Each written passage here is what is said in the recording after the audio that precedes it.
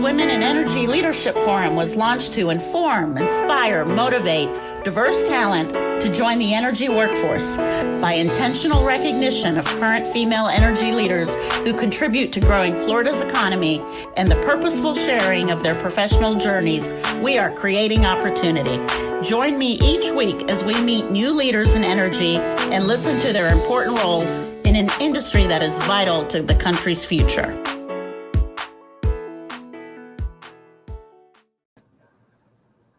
Good morning. Hi there. My name is Lila Jaber. I'm the founder of Florida's Women in Energy Leadership Forum. And if you've watched our interviews or listened to our podcasts in the past, you would have heard us on a number of occasions talk about how the energy industry participates in their communities where they serve through volunteerism or philanthropy, mentorship. This show is special in that we're going to highlight one of those examples, going deep into the community to understand what, in this case, our sponsor, Florida Natural Gas, has done in the Tampa Bay area. I'm thrilled to have Lennise Germany with us. Lennise is this year's chair of the Minority Empowerment Program at the Tampa Bay Chamber. She's a proud cohort graduate of that very program, and she's the co-owner and founder of Livy. And we'll hear what Livy stands for in just a minute. And Angelica Torres sitting right there with her, a very happy mentee of Lennise at the end of the chamber. Angelica is the co-owner and founder of Wing Boys Deli in Tampa, growing. You'll hear more about their growth in just a minute.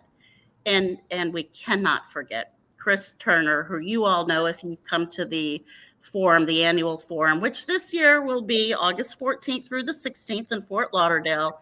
You know that Florida Natural Gas and the Southern Company, a family of companies, have been inaugural sponsors of the forum. Chris is the managing director of the business-to-business B2B markets for Southstar Energy in Florida. We know them as Florida Natural Gas. Welcome. What a mouthful, Chris. I think every time I speak with you, there are more responsibilities added to what you do, Chris, but that's sort of how we roll, right? Well, thank you for getting it out so I didn't have to get through all that. You helped me there. Chris, give us some context. We have so much to talk about, and this will be a real fun dialogue here with the women in Tampa. But give us some context. Why did you pick this particular initiative in Tampa? Sure. It's interesting. So let me back up a little bit and talk about Florida Natural Gas. You've kind of explained we're part of a company called Southstar Energy Services, which is owned by the Southern Company, and I'll get into that a little bit more later. But Florida Natural Gas has been in business in Tampa for 15 years. Our company as a whole is 25 years old. We are a deregulated provider of natural gas. And so you go, well, what the heck does that mean? In Florida, the market for natural gas is deregulated to the commercial level. Where we are based out of in Georgia, it's deregulated all the way down to the consumer level. So in Florida, our focus has always been on small businesses, and that's the area of focus that I manage for the company. Tampa is particularly important to us because of our partnership with Tampa Electric TECO Partners and Peoples Gas, which is the gas utility system that serves the entire state of Florida, but they're based in Tampa. And so we've had a 15-year partnership with TECO Partners on partnering with small businesses to be the provider of natural gas. So while Peoples Gas provides the pipes that comes to Wing Boys, we're the gas in the pipe that goes to Wing Boys. And so we've had a partnership with TECO Partners since our inception in Florida 15 years ago. And so that's been our particular interest in the Tampa area specifically. This program is something that piqued our interest because of, I'll say, broader initiatives within the Southern Company family around DE&I. And this program caught our attention. And for anyone living under a rock, DEI is diversity, inclusion, equity, and inclusion. And clearly the component of that is relevant to the two businesses we're talking to today is the minority, small, but minority owned business, and that fits in nicely with one of the goals of Florida Natural Gas, as you've just explained to us, Chris. How did you how did you know this was the right business to sponsor? In this case, it's Angelica's business, right? Wing Boys. Sure. Well, we didn't. We were first timers. Uh, Being a provider of natural gas in Florida, the biggest consumers of natural gas in Florida on the business side are hotels and restaurants. That's a lot of the business that we serve. And so restaurants, catering companies, that sort of thing are big focuses for us. So when we did talk with folks at the Tampa Chamber, we said, well, we'd like to focus on a small business that's maybe in hospitality or in kind of that field of restaurants. And Wing Boys actually rose to the top when we were looking through the profiles, because while this is, and I don't want to steal any of Angelica's thunder, while this is their first location, they've got big plans. And they go through a process of filling out a form that talks about what their kind of goals and visions are. And they just sounded like a lot of fun. And so this was our first time to do it. And so we asked if we could have them, and they paired us together, and the rest is history. Absolutely. And the best is yet to come. Lennise, so tell us now about the Tampa Bay Chamber. Clearly, they were focused on minority-owned businesses from an empowerment perspective from the very beginning, but there was something about this particular initiative that allowed companies like yours to really launch, right? Absolutely. First and foremost, Bob, the visionary, was really the forefront runner of making and forcing his board to come on board with programs such as this to really be an impact and approved even by the chamber. This particular program itself, the empowerment program, it's really a feeder to the MBA program. And so that I want you guys to understand it's two completely separate programs. The MBA program is a lot more rigorous. And trust me, I was a applier of that program for 3 years, knowing I didn't qualify for the program because their requirements and maybe even standards, so to speak, were really high. For a small business owner who saw those standards and requirements, initially it was like, are you kidding me? I'm never going to gross $500,000. I'm never going to meet these particular things, because at that time, all that time ago, we were caught up in the day-to-day hustle, being the administrative assistant, being the cook, being the delivery driver, being the CEO, being all of those things. You're not looking at making it to $500,000, let alone making it out the door just to get a client's, needs in that moment. And so what it forced us to do is really push our way past that threshold to a point where, you've got to look past being the cook. You've got to look past being the delivery driver. And it wasn't really until the pandemic that actually personally happened for our business, for us to be able to meet those requirements.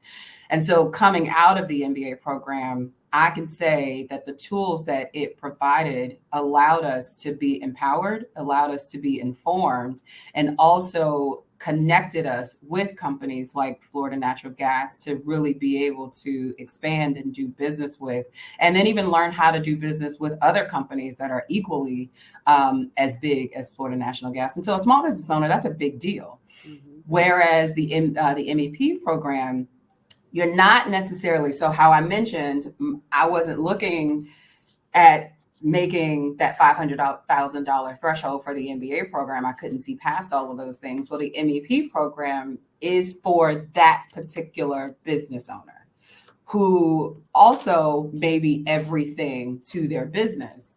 And I appreciate, now when I came into the MBA program, the MEP program was possibly just in development. It hadn't necessarily been a thing. And so I think for me at that time, all those years ago, this program would have certainly helped me prepare for MBA.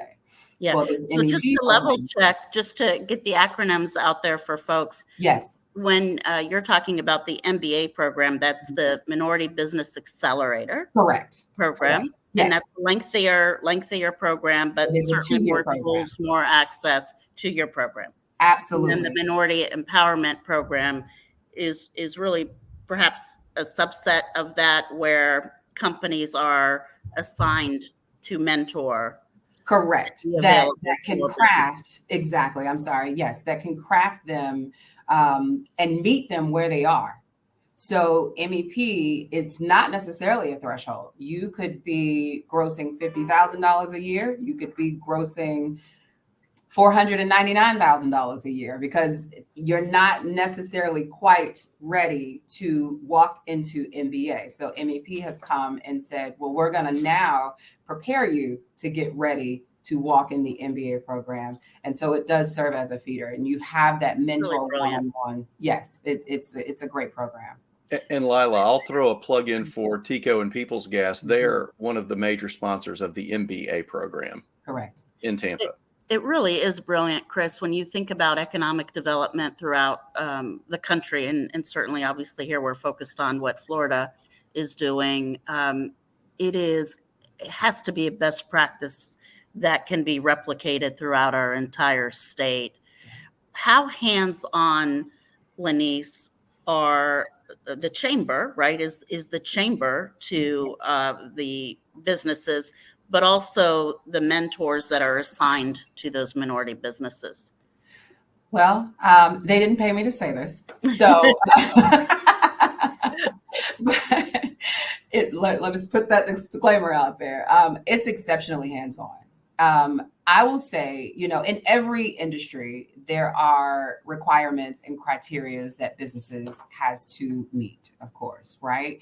And some organizations make DE&I a thing because it's the thing to do. Some organizations generally and genuinely say, no, not only do we need DE&I, but we're also going to put the dollars and put the people behind and make this thing really do what it can possibly do, because we do need diversity. That's just the way that the world looks today, and that's how we're going to be able to move forward. The chamber has come and they hold their sponsors as well as their mentors to as great of a responsibility as they do the cohorts. Mm-hmm. There is a criteria that the sponsors and the mentors does have to meet, does have to go through in order to even be considered a sponsor or a mentor. So it's not just checking a box. Right. If those mentors aren't necessarily meeting that requirement for their mentees do have the power and the ability to vocalize that this isn't necessarily working out for us.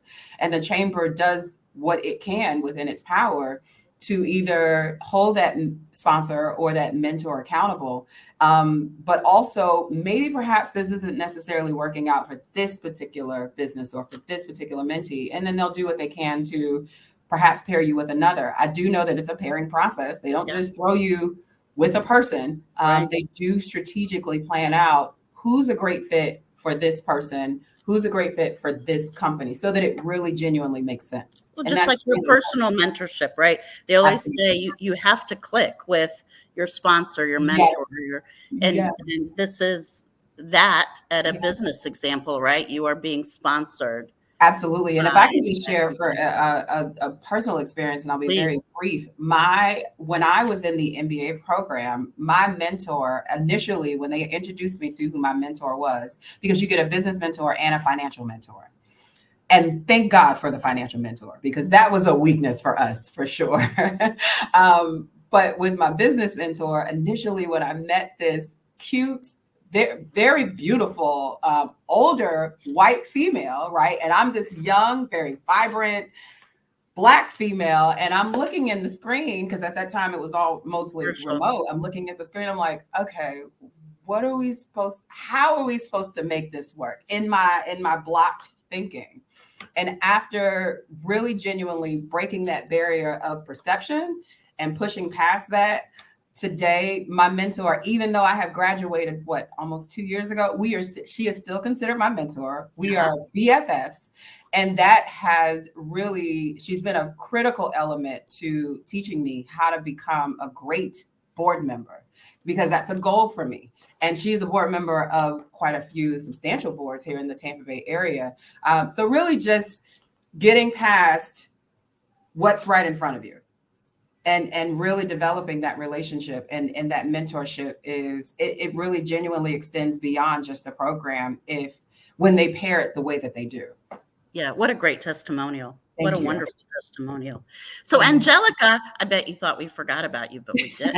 I was listening to her great story. It's very inspiring. It's inspiring, isn't it? It lets me know what inspiring. the road ahead is Yeah. looks like. So that's it's really nice to hear somebody else's firsthand experience with the chambers, as this is going to be my first year with them. I'm still like a little graduate. That's okay. I got you, girl. I got you.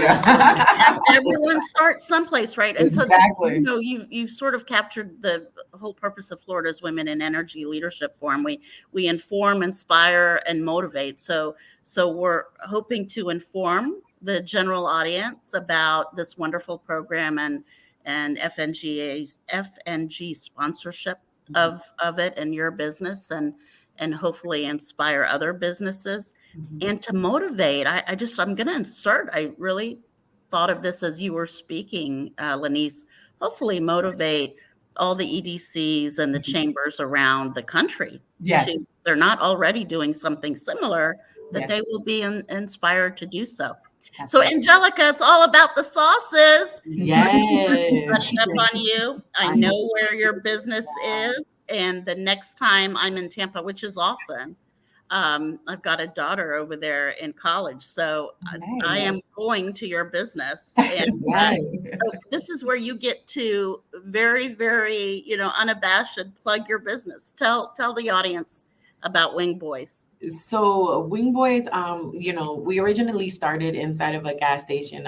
We grew back in 2018 was our original location. It was very small. Like she said, the pandemic happened and we grew our brand from there because we were inside of a gas station. So we were considered essential. Mm-hmm. So we were able to actually have customers come in and, still buy food where everything else was closed.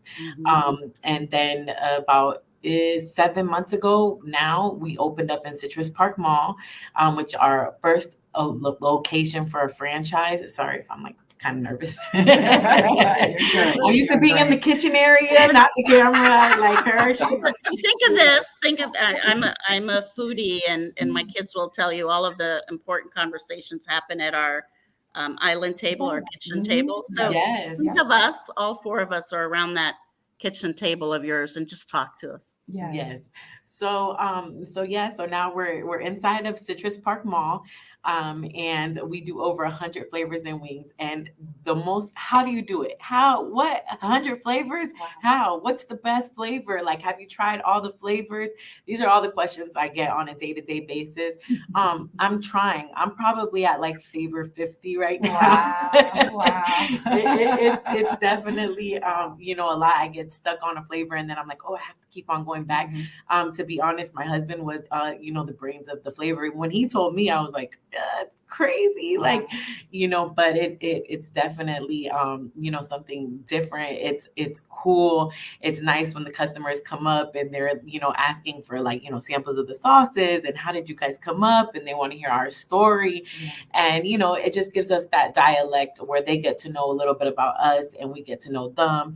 And, when they come back, since we're still very mom and pops, like, they actually deal with us. And I think that, that's very important when you're dealing with your customer base is for them to not only just know the brand, but know, the people behind the brand, So it's very still homey. So when you come, I hope you definitely feel that same energy. And we're definitely going to be growing. We have about 4 or 5 that we're kind of like, looking into. But that's why the chambers and, well, first of all, Florida Natural Gas, let me, plug you guys in, for even accepting our application, coming in, I work with Kevin hand in hand when we have any type of issues. He's definitely, our go-to for, any questions or, he was at our grand opening. Not only was he at our grand opening, but before we opened, when we didn't even really have like all the vent hoods, like he said, they power, what the gas is that goes into our restaurant. So, we've been dealing with him, for a while. So they've been very hands-on with us anytime we have any trouble or anything like that. Yeah. So Florida Natural Gas, I've gotten definitely that firsthand experience. That's why I call him Kevin. I'm not, Yeah. Well, no, and thank you for giving the shout out to Kevin, because I get the glory of being on the podcast with you, but Kevin is the guy behind the scenes that does all the work. Right. He is the backbone of Florida Natural Gas and has been with us since the beginning, and he is awesome. Yes. Yeah. But Yeah. Mike and I, another guy on our team, I'll just tell you, make a plug, came down and had lunch with Javier a couple of weeks ago, and my personal favorite flavor is hot honey teriyaki. So that's my choice. But So- can I just volunteer that if you need a taste tester, and then here's a spice I want you to try. So I'm Palestinian by heritage, and sumac. We use a lot of sumac, SUMAC, right? Sumac, that red. So when you're ready to try that, I'll be your taste tester. Well, you have 100. I don't want to steal 101 flavors. You have 100 flavors, but you have a create your own option. It's 118. So flavor 118 is definitely create your own. And now, Chris, that we're kind of like sitting here, I did miss it because I had payroll that day. So I would have been at that lunch. We FaceTimed. It was great. We did FaceTime. But do you see, Chris? It's working. She knows. Angelica knows payroll is a priority. Payroll is a priority. I'm not standing between anybody and their paycheck. And their payroll. It's definitely Angelica, it is. See what you've just described is the chamber's involvement is more than a ribbon cutting, which are critical, right? I mean, ribbon cuttings and that brand recognition and inviting the folks to come and celebrate with the opening are absolutely important. But what I heard you say is from ground up. So, you've got someone on the other side of a phone line when you've got a question, and look, you're laughing and smiling as you mentioned that. So it's a good experience. Otherwise, I think we wouldn't be all talking on this interview channel, right? Because if you didn't have good things to say about Florida Natural Gas, you wouldn't be with us. Right. So, Chris, let's come back to your company. And so we've heard Angelica speak from her perspective and Lennise speak from her personal perspective about how involvement by companies like yours can really elevate what they're able to do in growth. What do you get out of this? So, experience, knowledge, you've got to always be learning and growing. So, I love, Lennise, you were saying when you were talking a minute ago, you said, for some people, it's just about checking the box. And that is like one of my giant pet peeves. And one of the things about Southern is, when they take something on, it gets put into their DNA. It's just not a check the box function. And so DE&I has been a part of kind of who we are, but we never really called it that, right? I mean, so now a fancy term came up for it. It's just helping describe kind of the way the company's always been. Right. Citizen where we serve, we're involved in our communities, customers at the center of everything we do. These are Southern Company's kind of core principles. And our new CEO, Chris Womack, is the first Black CEO that we've had appointed at Southern Company. And he's one of very few Fortune 500 CEOs, and he's absolutely inspirational. And I had the pleasure of actually getting to know him very early in my career with Southern years ago. And he's just a good, genuine guy. And it's just part of the culture of who we are. So, during the pandemic, Angelica, you were mentioning you guys got to function during the pandemic. That's when we were all sent home. That's when the George Floyd tragedy occurred. And I remember that's when I'll say it struck a chord within Southern to really highlight this and focus on it as a company. And so for the last couple of years, we've done a great job of, I'll say, educating our employee base about DE&I. Let's define what these terms are. Let's talk about it openly. Let's have courageous conversations, awkward I mean, certainly for the white guy, talking to Black employees about George Floyd, it was incredibly awkward and painful for me because I didn't want to say the wrong thing. And I felt like our company creates an environment where it's okay to explore those conversations because people know that you're trying to come from a place of learning and understanding. And I am so grateful for that. So one of the things I really applaud us is making that comfortable space to be able to have those conversations. And like, that's all great. We've done all that great stuff, but like, okay, how do we take the DE&I stuff and like do something with our customers? Like, this is great for our employee population to be educated and, you know, better understand the issues. But like, how do we put this in practical application? And this is it. Like this, when we read about this program, I'm like, this is it. And so I got to tell you, you know, you're saying these great things about Kevin. We're terrified. Like, we didn't know if we were going to do it right. Did we say the right thing? How can we help you with your business? And honestly, it's really about just getting to know you and you find these things out. And I mean, look at what we're doing today, right? I mean, you couldn't have told me a year ago that we'd be doing something like this today. So we went in it kind of unaware of how this was going to work itself out, and things just happen if you trust the process and you make great partnerships and develop those relationships and make things happen. So to me, it was about trying to just find a way, albeit simple, right, to just like take that next step. Let's figure it out. And I don't know what the next step is, but we'll figure it out when we get there. I'll shout out the Tampa Bay Chamber too. I really think this is a great program that I don't see in some of our other market areas. And I think this is something you might be alluding to a little bit later. I'll jump into it right now. One of the things I'm really interested in doing, Tiffany Reese, who is on our team, who manages a lot of our chamber relationships across our footprint, we're really trying to figure out how we can take some of the tenets of this program and maybe put it in place in some other areas.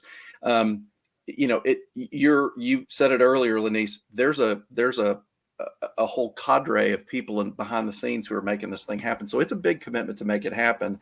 But I think Tampa's got a great model, and I'd like to try to get folks from the Tampa Chamber together with some of the other chambers to say, hey, how can we put this maybe in some other areas and share some best practices? So it was just a simple way for us to kind of let's not talk DE&I, let's actually do it. Yes. Probably a longer answer than you wanted, but again, talks a lot, right? So, but Lennise, Angelica, as minority-owned businesses, isn't that music to our ears? I mean, how articulate Chris was on what we have all wanted to see, not just hear, right? Well, for me, I'm like bursting right here, like to try to keep silent because I'm back here like, amen. This is the point. Like, hallelujah. He said everything that I like have been, when I was asked and appointed to be the chair for this program. And I'm a person that not only am I a visionist, but I will speak out of my mouth what it is that I want and what it is that I expect. And I believe it in my heart. And so that is what is required of human beings and of individuals. And I will say, Chris, you said something exceptionally profound, and you might have not even thought that it was profound. But when you mentioned George Floyd, I've always stated from the moment that I watched the video all of those years ago that unfortunately, but fortunately, George Floyd was the sacrificial lamb that forced us to, not just America, but the world, to pay attention. Because this is something that minorities, not just business owners, have been screaming for years. And so for it to finally come to a platform, social media, in that manner, my heart grieved, of course, for him. It grieved for his family. But what it's forced the world to do surpassed his death. And it forced companies who were strictly just about dollars, unfortunately, to actually say, well, as great as our dollars are, we don't have a choice but to pivot and to change the way that we do business and change who we do business with and who we do business for.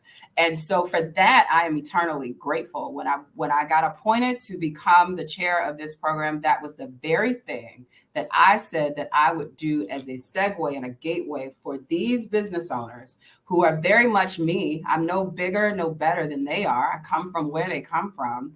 My vision is grand. I do desire to become as large as a Florida Natural Gas or a Fortune 500 company. But while I am in the presence of these companies who has the dollars and the ability to be able to do business with local, small, disadvantaged business owners, you are not just going to sponsor. You are not just going to put your money here. You are going to do more because you can do more and you should do more.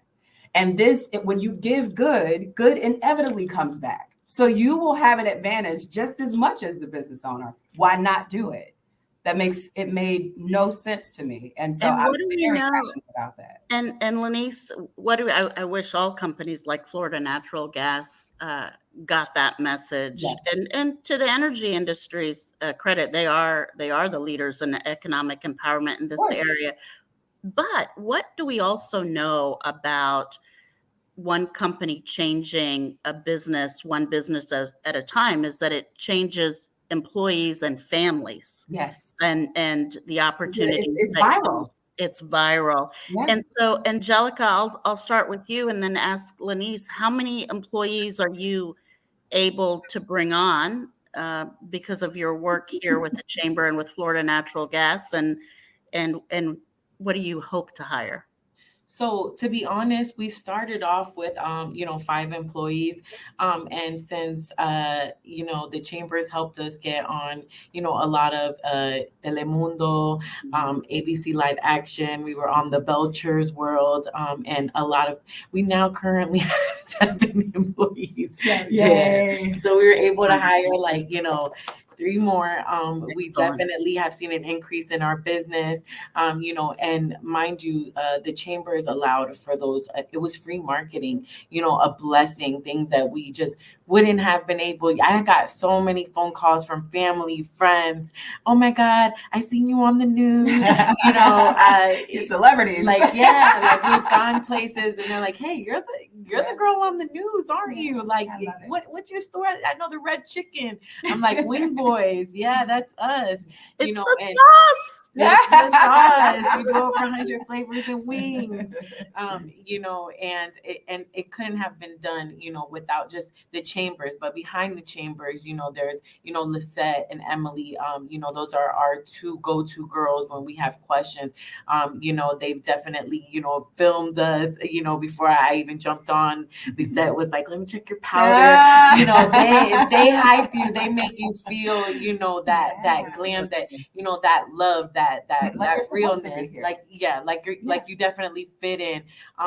Me and my husband coming into this, we were a little nervous, you know what I mean? Nobody's ever done anything like this before. It's like, you don't expect, well, wow, you hear the chambers and you're thinking, wow, you have to be very educated and high up, to get into these programs. And, it's not, as long as, you're doing your best, and you depend on your mentor, you can call them, ask them, they're there for you, or have been, for myself, and it sounds like you as well, every step of the way, to send us programs like, okay, if we tell them, hey, anybody in need of funding, anybody, we're looking for more funding for our business.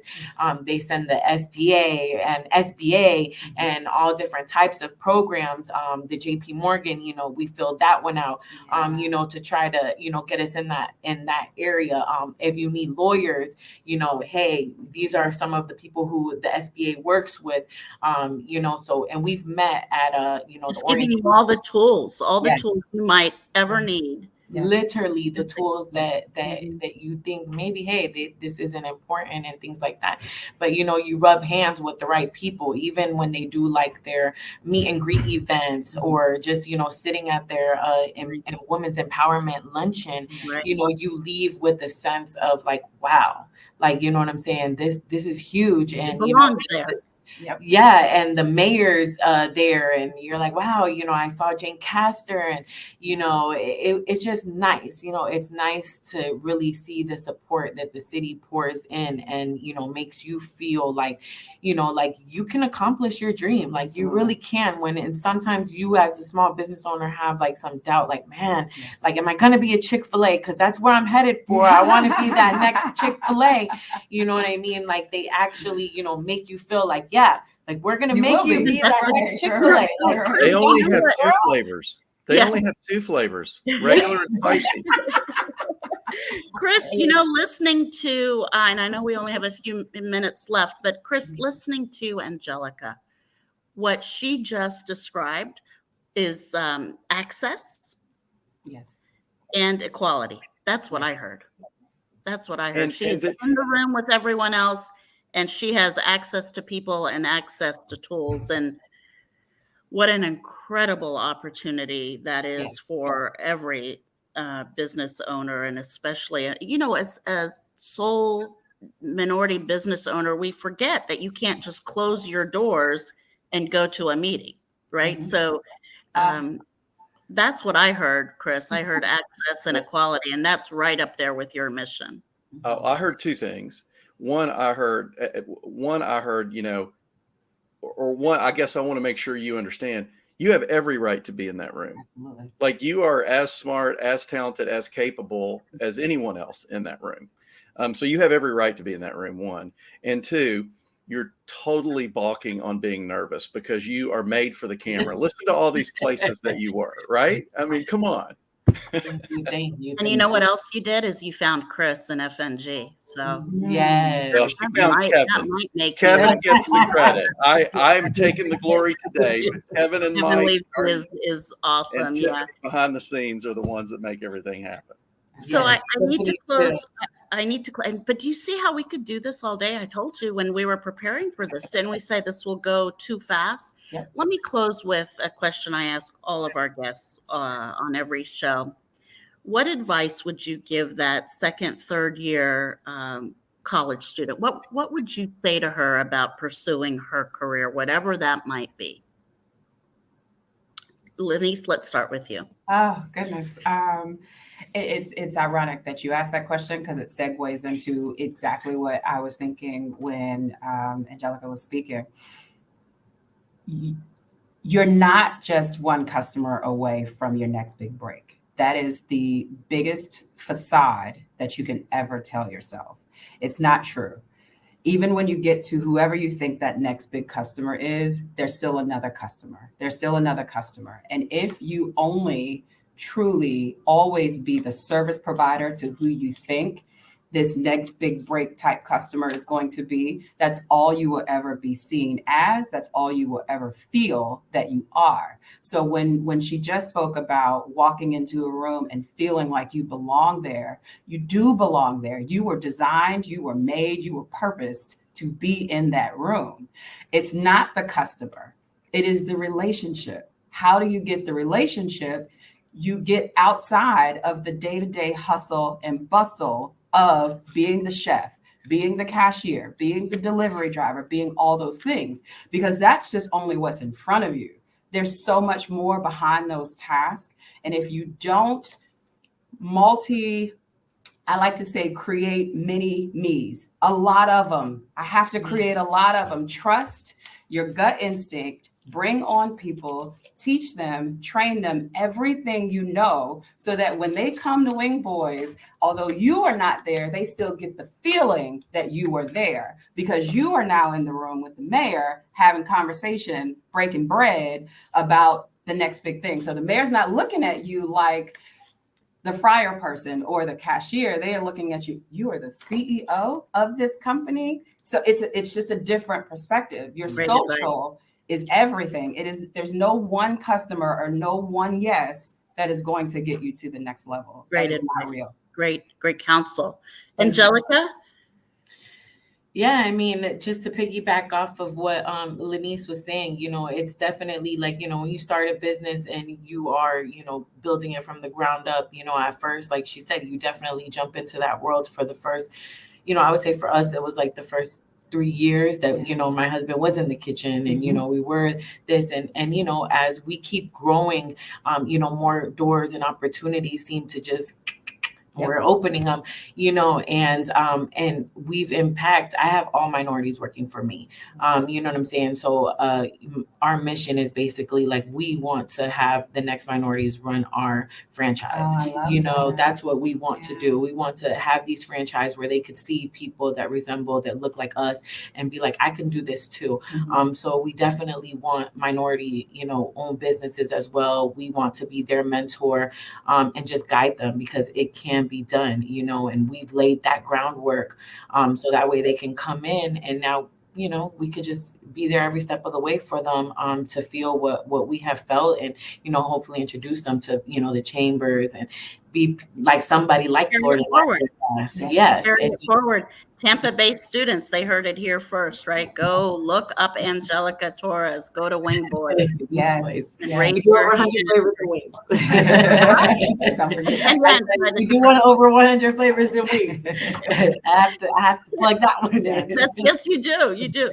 So, Chris, every time you and I are together, you get the last word. So I'm going to give you the last word. Wow. Thank you. What a blessing to be with such powerful women. And it's an honor to be working so long. We are learning just as much, Angelica, from you as you could possibly be getting from us. I think it makes us a better company. It makes us keeps our eyes more open to things and helping us figure out a way that we can be accessible, right? Can we be accessible? What other things can we be doing to help these communities grow? I love your, Javi was telling us about your program about wanting to, the way you want to grow your franchises is by having your minority owned employees be the next franchise. I just love that. I think that's such a great story. So I guess the advice to that third year college student, right? You have every right to be in that room. Be fearless. There's nothing to be afraid of. The worst thing somebody can say is no. And then you'll find the next one, right? And You'll find the next customer. Right. So, Chris, thank you to your company for sponsoring this, obviously. Thank you for our long time friendship, but most importantly, thank you for your leadership. You're sweet. It's a Southern company. The family has been tremendous. I say this like you, Lennise. No one asked me to say this, but they were the first of the first. Years ago now. It's really kind of scary to really reflect on how long it's been after the George Floyd murder. And I was completely floored by how vocal and humbled, right? By how vocal and assertive Southern Company was, and Southern Company Gas between Tom Fanning and Chris Womack and Kimberly Green and Chris Turner and others on the team. So you are a tremendous example of leadership. Thank you for all that you do. Thank you for your partnership with the Tampa Chamber. Thank you to the Tampa Chamber and their leadership.